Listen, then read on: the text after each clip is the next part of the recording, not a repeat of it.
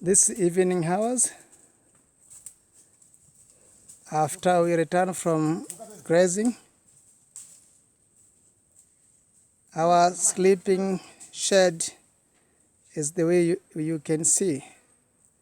It have trees, it have shading, and it is hot because there is this big rock around. So we are using natural environment as a covering and a shelter for our cattle. This evening also, we are trying to spray as the way to protect them from the infected parasite. They can affect them. So this is the way we do to protect them from